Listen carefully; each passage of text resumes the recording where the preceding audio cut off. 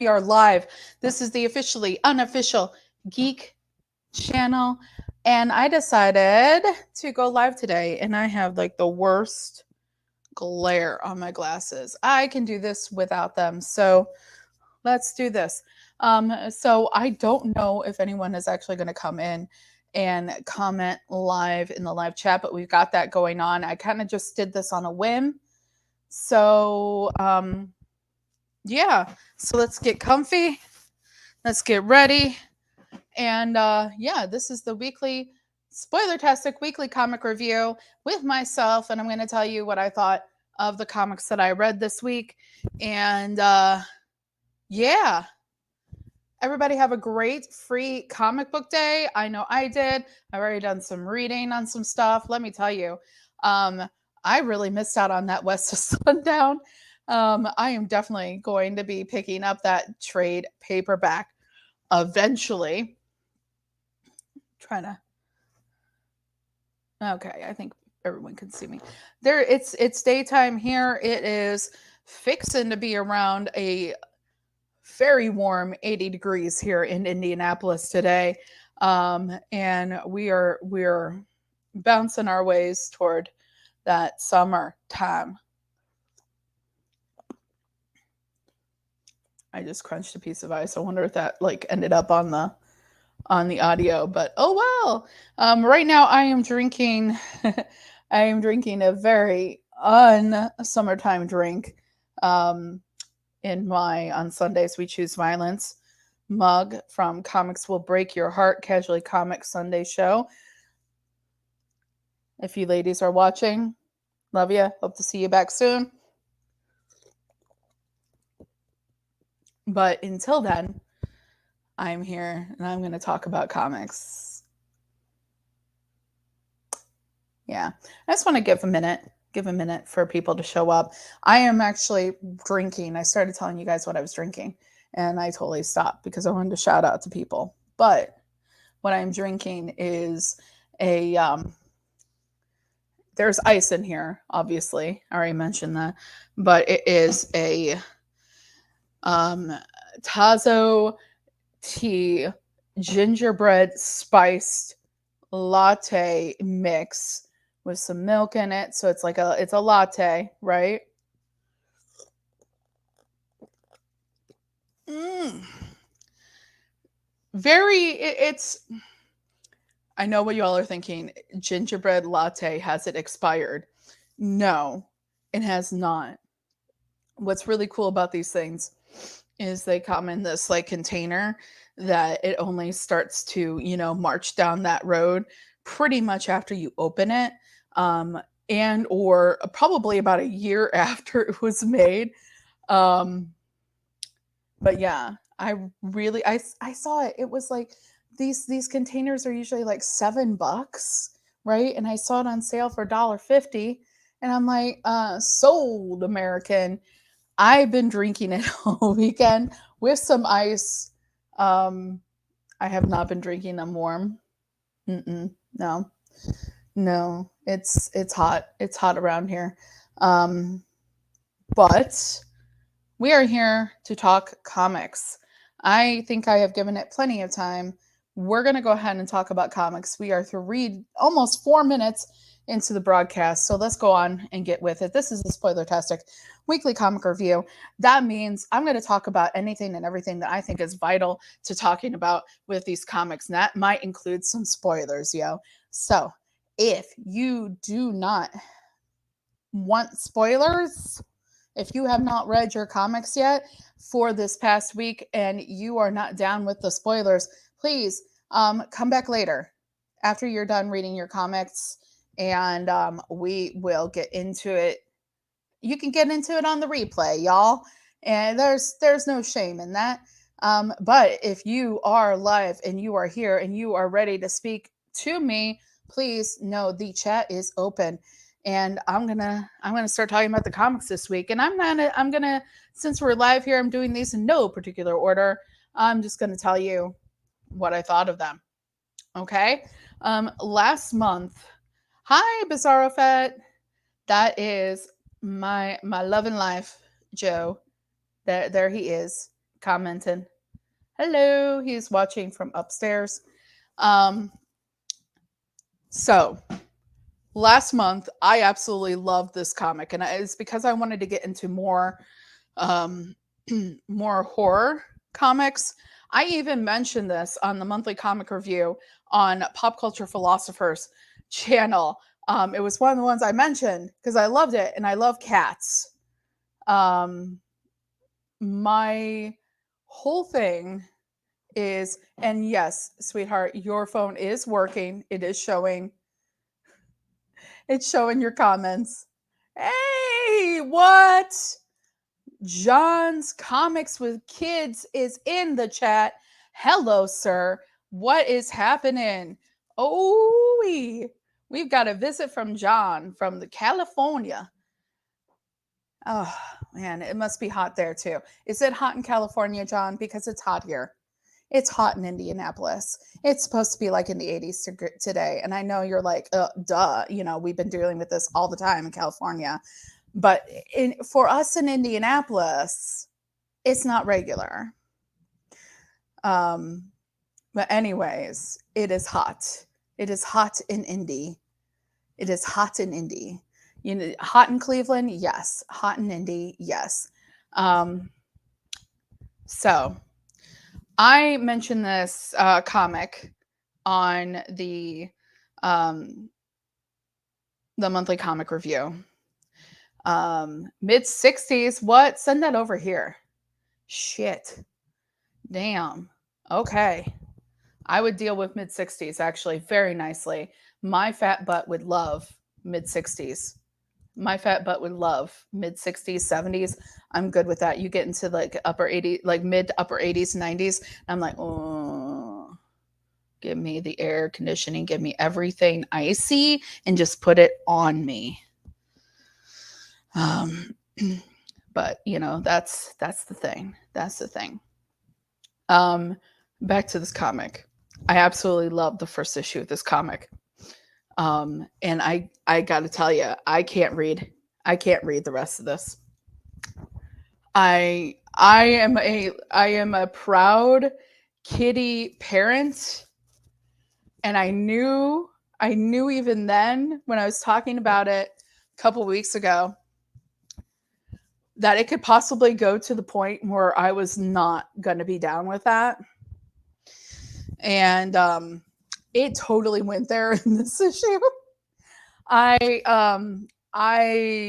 so like the deal with this hairball here, and like I said, there's absolutely nothing wrong with the book except for my sensitivities.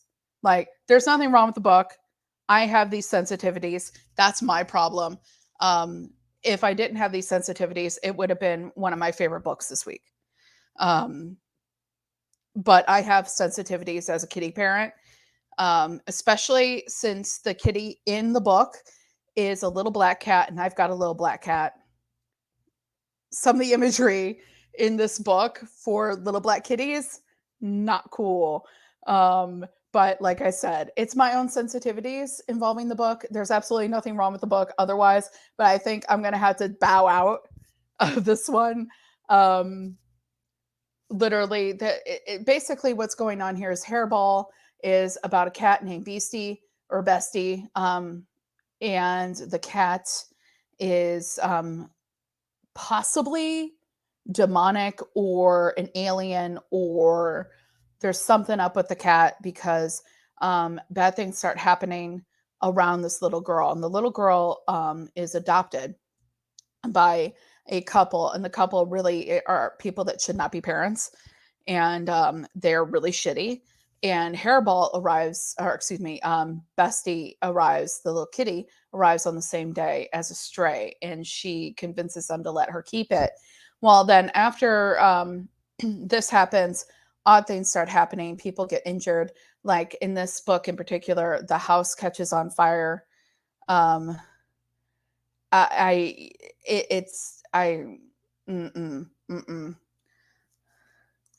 Oh no. All the backstory involving the animal testing. The thing is like there's absolutely like nothing wrong with the story. It's just my own sensitivities. Yeah. I and like literally when what happens in the book happens. This is Spoilertastic review, guys, by the way. I talk about whatever in the book. So the book, eventually a fire happens and the little girl's adopted parents are injured horribly in the fire, but the cat like alerts the little girl and the little girl gets out and she's unharmed. But she thinks through her therapy sessions that the cat is evil. And so when she's sent to go live with her adopted aunt, oh man. Yeah, John, if Charlie is in the room, you might want to have her like cover her ears because um the little girl thinks that the cat is evil. And so one day when the cat is let in when she's taking a bath, she grabs the cat and chokes it and then drowns the cat. Um yes, thank God, because yeah, I don't think Charlie would have appreciated that moment at either. She would have probably been very upset. I'm assuming she would have been very upset with that moment as I was. I'm sitting there. Now, the thing is this cat, obviously there is something up with the cat because even after it appears to be killed by this little girl strangling and then drowning it, the cat comes back alive. But that imagery of the cat being strangled and killed um, was too much for me. I literally put the book down and I was bawling my head off. Like it was like I was a 10-year-old kid and I tripped and skinned my knee and it was bleeding. I was very upset. Okay? Very upset. And I actually went upstairs to Joe and I was like, "Oh my god, that comic really upset me and I need to see my babies right now." And like Kaylee is sitting there, my little black cat, and she's like, "What's up? Why are you upset?" And I tell him what happened. He's just like, "Man, I think I'm gonna have to skip this one." Yeah, like I kill adult humans all day long. Like, not really. You know what I mean. But the minute it goes after an animal, like especially kitties, if they show it, I can't. Like if there's like a movie that you hear like whimpering but you don't see it, I can kind of deal with that, but I don't like the idea that like an animal was harmed, but I can deal with it. So like the original Halloween has the moment where you hear the dog whimpering and that kind of thing, but like then it's dead. You know, you don't actually see him, doing the thing. Um Never ending story is upsetting because we all know why. Um, so I don't know, like part of me is just like, okay, sometimes you just gotta rip that band-aid and go for it. But like I can totally understand why you're holding off on that one. Um, yeah, I kill all the adult people you want.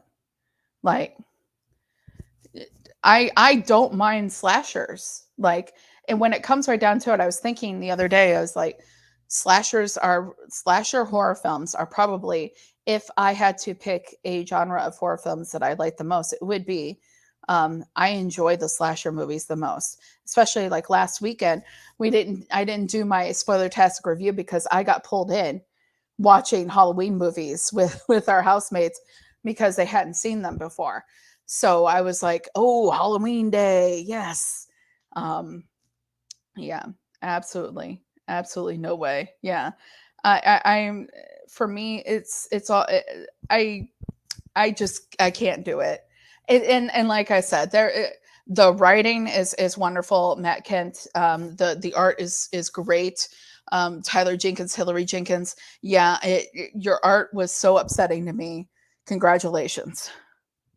Um, like Joe can tell you in the chat here, I was beside myself. Like it really affected me. And I I had guessed that it was probably going to go there, and no, mm-mm, mm-mm, no, no more.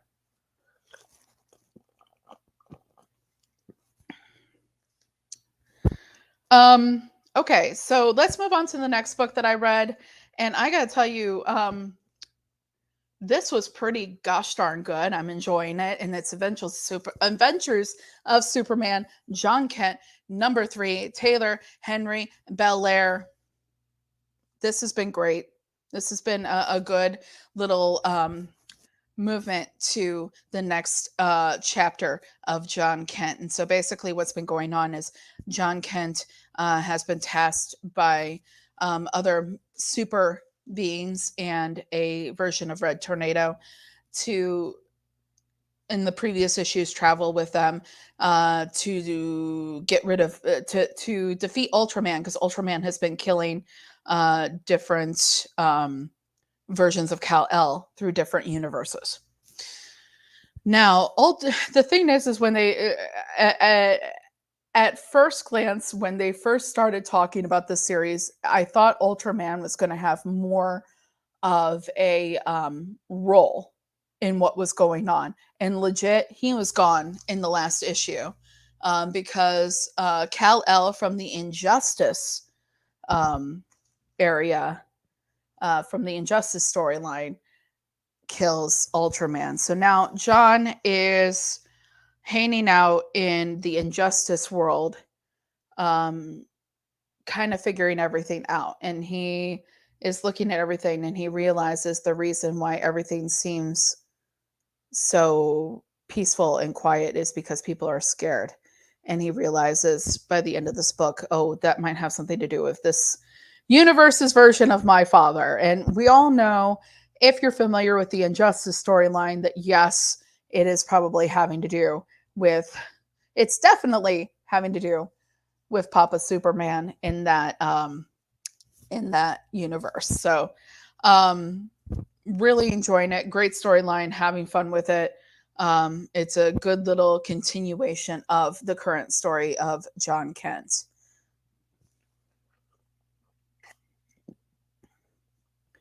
Next book I'm going to talk about is The Joker, the Man Who Stopped Laughing, number 8. When the Joker makes you laugh, even while doing horrible things, do we question ourselves? Why does the Joker make me laugh? Well, the Joker is making me laugh in this. So basically, the premise behind The Joker Who Stopped Laughing by Rosenberg, Gina Mendeco, Franco Villa, and Fajaro Jr. is that there are multiple Jokers. One of them is wreaking havoc in Los Angeles, and one of them is in the underground of Gotham, running around with Solomon Grundy, born on a Monday. And I'm pretty sure it's basically which Joker is the real Joker and how is this going to actually end up. And it's one of those things where it's like, it's still funny. It's still got me going, but I really wish that they would just go ahead. And I think they are. I think they need to progress this story, move it along a little bit.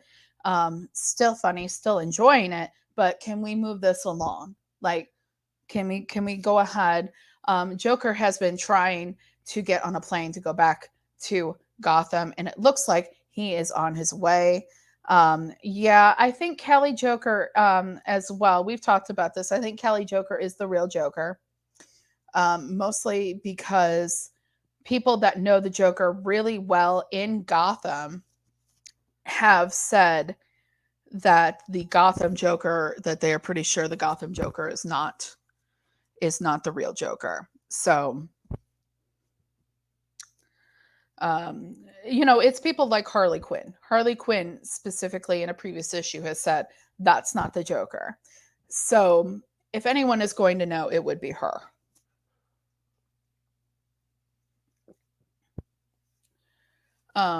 But my only thing is we need to move this along.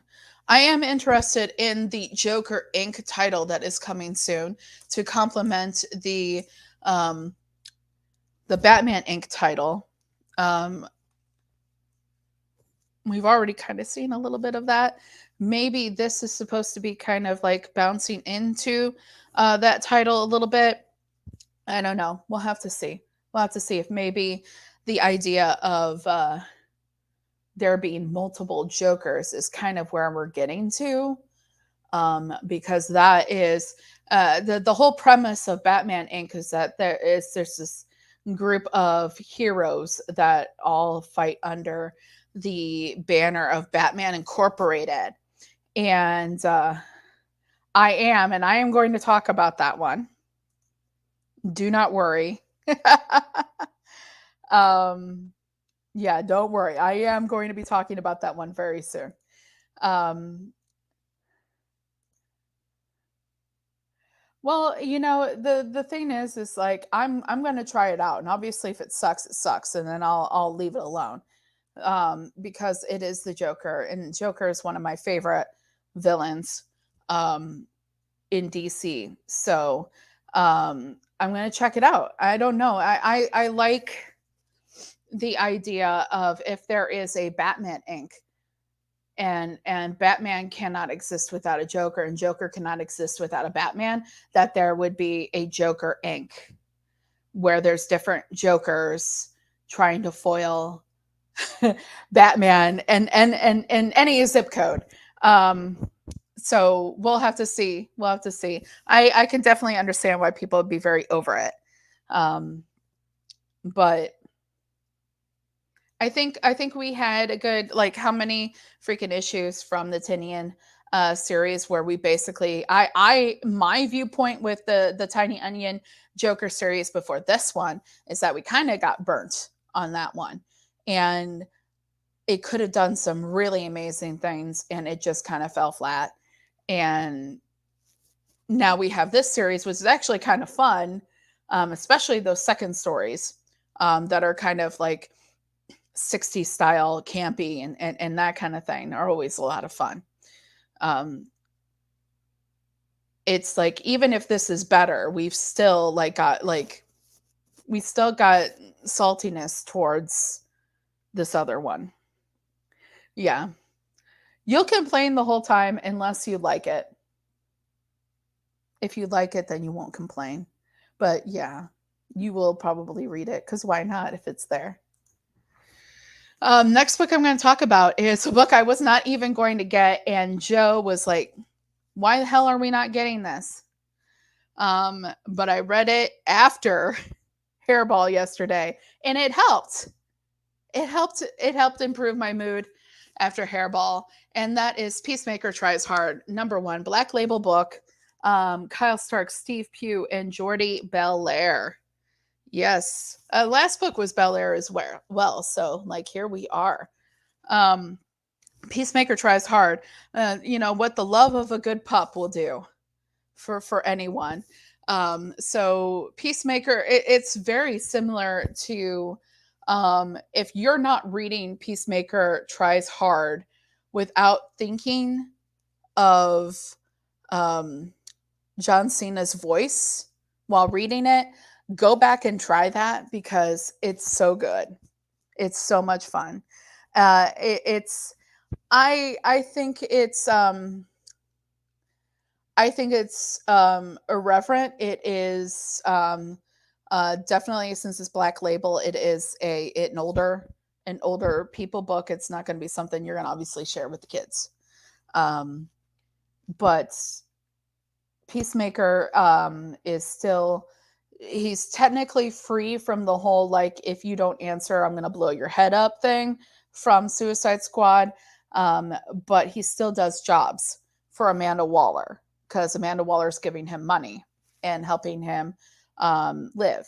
So he goes out to do something, and he runs into this terrorist plot, and the terrorist plot has a stray dog hanging around. So once he takes care of the terrorist plot, he takes this dog in, and this dog is this cute little, like it says on the book, cute little French bulldog. And he's like, "Oh, look at you! You're wearing a tuxedo already. You're so fancy." He names it Bruce Wayne because the Bruce Wayne is fancy and the dog is fancy, so he names it Bruce Wayne. So he's all into this dog, and the dog, he takes the dog home with him, and when he goes out to get some dog food for the dog, he comes back and the dog has been kidnapped, dog napped, more like, and with a note like, "You have to come." Is it a pug? No, that's a French bulldog. Yeah, no, pugs have floppy ears. Yeah, pugs have floppy ears. That's a French bulldog. I'm pretty sure. I'm pretty sure all like pugs have floppy ears. Um, so the dog is dog napped, and he has to go and meet people, and so he meets um, a brain that's looking to make its own body, and it has a gorilla with a really big gun guarding it. And what it needs is, and it's got the dog, and what it needs is DNA to make the body of its dreams. Okay. So he's like, "All right, well, what DNA do you want?" And so in order to get his dog back that he just got, that he's now horribly in love with, he has to get DNA of Deathstroke. Peacemaker has to get close enough to Deathstroke to get DNA enough for this dude to make a Deathstroke body. So it's cute, it's funny, and I really love it. And I did read it while thinking of John Cena, his voice in my head, so that might also help too. But without further ado, John, are you ready? This is the Poison Ivy cover I got. Yeah, this is Poison Ivy, number 12, and this lovely Jenny Frison cover.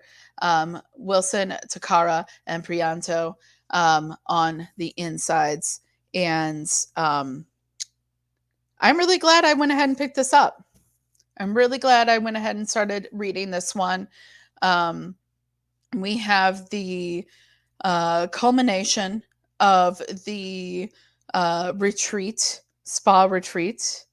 You went with the cover A? Yeah. But there, I really love, I love when she goes full on like Ivy in these moments, and how the Latina spores have affected the way she looks. What? Ooh, I think I saw that you got that. Did you talk about that in socials at all? Because I think I saw that you got that. I think I saw that. I think I saw that you got that. Did you put that did you post that at all? Because that is pretty awesome. But Poison Ivy basically helps everybody try to get past all the Latinospores issue with an antidote, like a vaccine type thing. And you even get the whole vaccine deniers and everything like that kind of issue. And it's like, okay, well, I totally understand. I don't want you to do anything you don't want to do, but you have to understand that this is something that could kill you. And they're like, nope, it's not tested, so I'm not going to do it. And she's like, well, what can you do? And so they continue on to Gotham, and she starts seeing um, signs of everything that she's done, and she's dealing with that, and trying to figure out how she wants to move forward with everything. But she's also got that whole, feeling of like fierce urgency that she has to get back to Harley.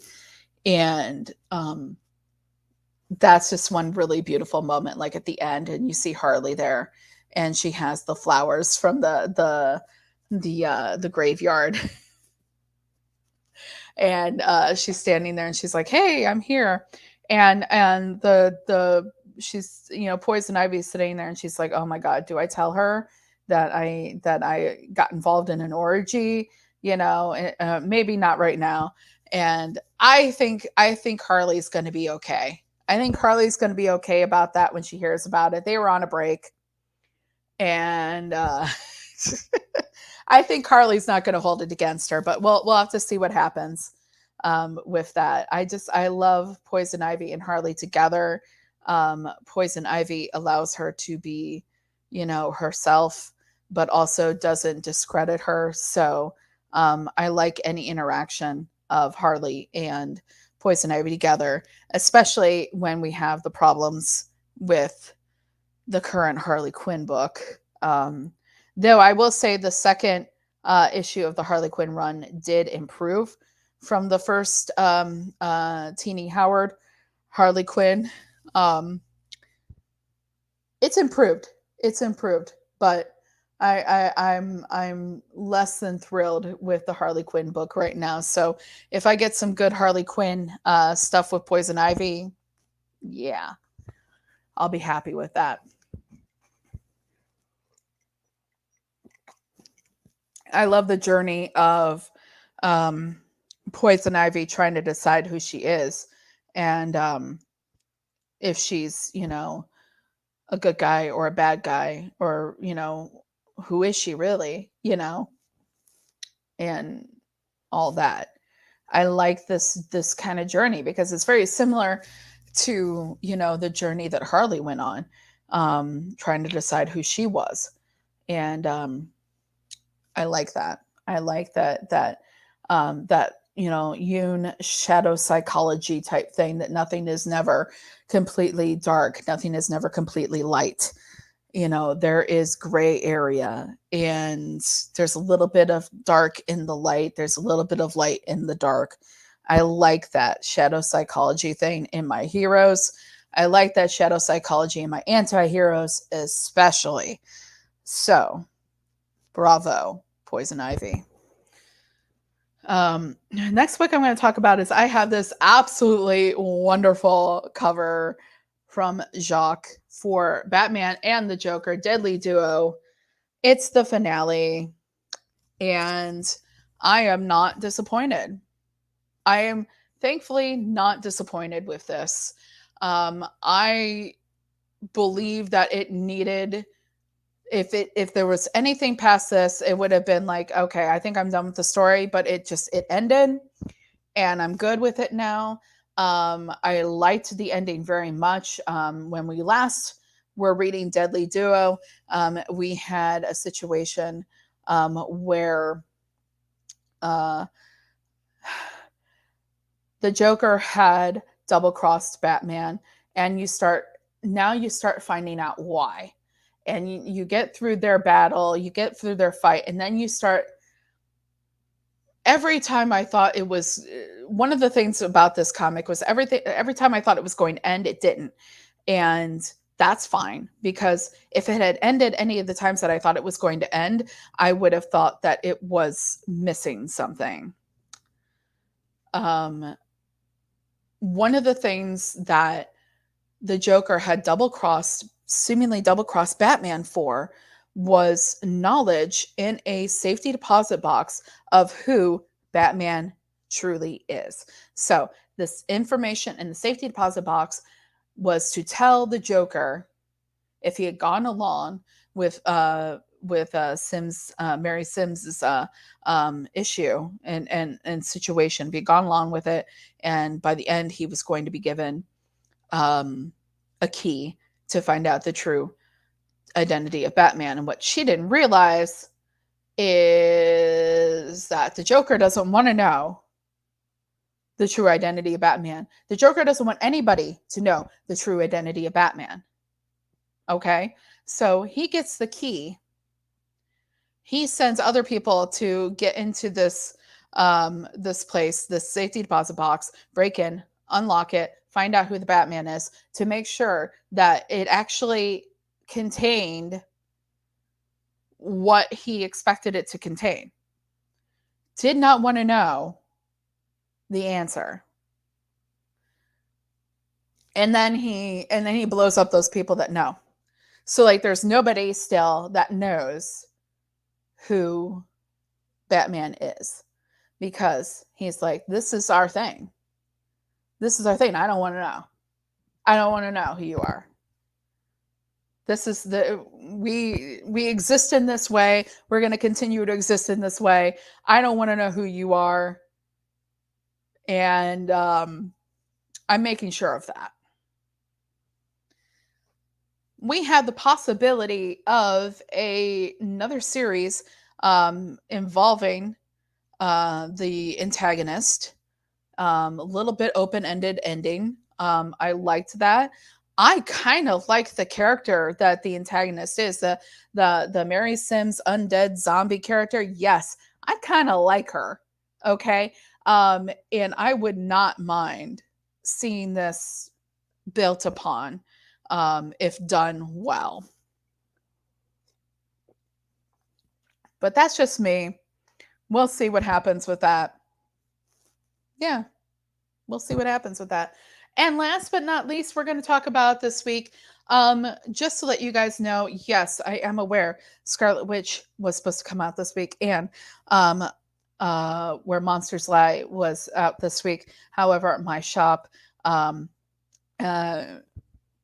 lack of a better term, was shortchanged on these items, and they did not receive them from their distributors. So we are waiting on it. I have faith in Circle City Comics that I will get them, but I just will not be talking about them this week. Considering they've pulled together things that they weren't sure they were going to be able to get for me even thus far, and they've produced them. So we'll see. Hopefully, I can get those very soon, and we can move along with those as well. And I can let you know what I thought about the ending of Where Monsters Lie and the next issue of Scarlet Witch. But next thing we're going to talk about, the last one we're going to talk about today, is Batman 135 Legacy issue 900. And I got the Stanley Archer. I love it. I don't care that I had to pay an extra dollar, but I do kind of care that it was an extra dollar, because Marvel doesn't cost you an extra dollar for various covers. I know this because I am reading Scarlet Witch, and two, because Joe was reading all the freaking Star Wars books, and you don't have to pay a dollar extra for anything on Marvel. So come on now. Come on now. But this, when we're talking about good endings to a story arc, this, I liked it. I liked it a lot. I thought it did something really great for the fact that it was a Legacy 900 issue, where Batman is battling Red Mask, and Red Mask has got its idea that it wants to be the Joker, because it is the Joker, except not the Joker, and wants to be the Joker. So he's going to jump through different universes in the multiverse to try to find a way to become that Joker. And then somehow he ends up falling through when he doesn't want to. And Batman goes in after him. Well, basically, Batman is kicked in after him by that world's Selena Kyle, because she's pissed off that all this shit is happening. It tracks. It tracks. But so she sends him in, and he only has one little disc that can bring only one of them back to where they're supposed to be. So he starts going through all different versions of Batman. So like he visits like different versions of Batman, like ones that it's really cool that they did this with this legacy issue, because you have, Dark Knight Returns Batman. Oh my God, I forgot like the biggest deal. Batman lost his fucking hand, man. Batman had his hand like lopped off in the fight with that universe's Ghostmaker. Okay? So he's been like, until he gets to like the Batman Dark Knight Returns Batman, he's got like this like makeshift like claw like thing on his like fucking, oh man, it's pretty cool. Totally forgot about that until I mentioned the meeting with the Dark Knight Batman, because Dark Knight Batman, like he like goes through a bunch of Batmans up to that point, and Dark Knight Returns Batman gives him a new like mechanical, and it's all like Luke Skywalker, right? And so we're dealing with a Batman that has a Luke Skywalker hand now. Y'all, are they going to keep that up? Or are they going to change it? Mechanical Batman hand. Maybe mechanical Batman hand. Cool. All right. So Batman gets the mechanical Batman hand from Dark Knight Returns Batman. Okay. So then he keeps on going, and one of the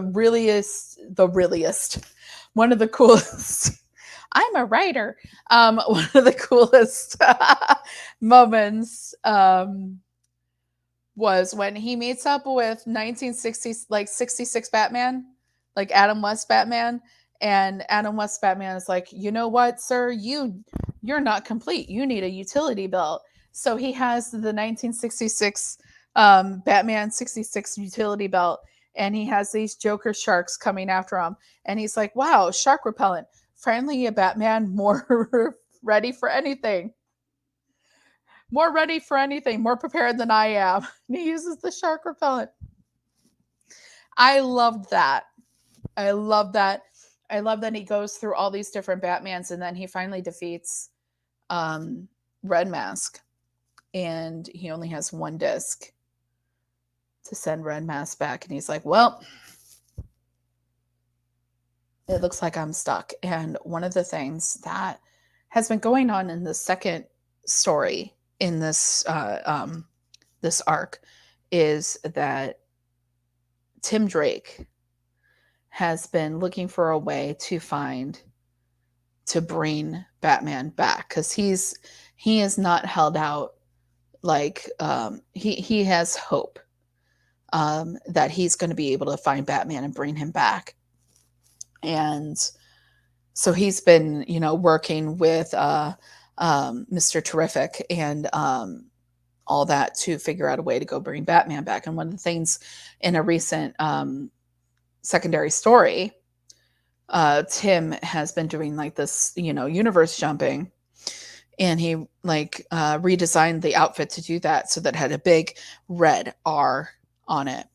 And he said the reason he did that was so that no matter what happens when I find him, no matter what's going on, no matter where he is, Batman will know that Robin has come for him. And when all hope seems lost and he's stuck,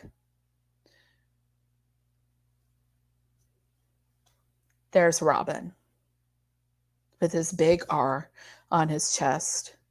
And Robin is there to save Batman.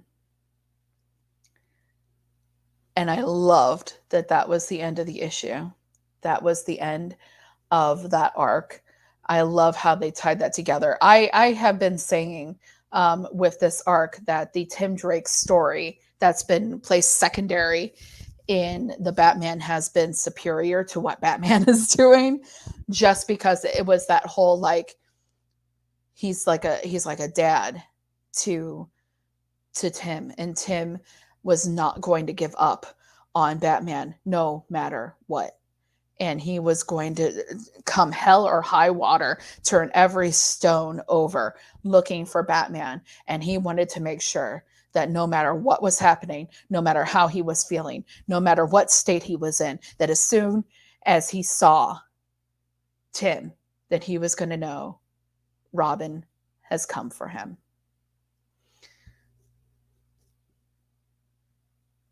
And it's kind of like one of those things where it's like when you look at each of especially the male Robins, not necessarily Damian, but when you look at each of the Robins, at some point they have been in a position where they have needed somebody. And Dick Grayson, obviously, his parents, we all know Dick Grayson's story. Okay. Dick Grayson's parents, killed in the circus. Jason Todd is hard up for various reasons. Parents gone, everything, and he's stealing the wheels off of the Batmobile.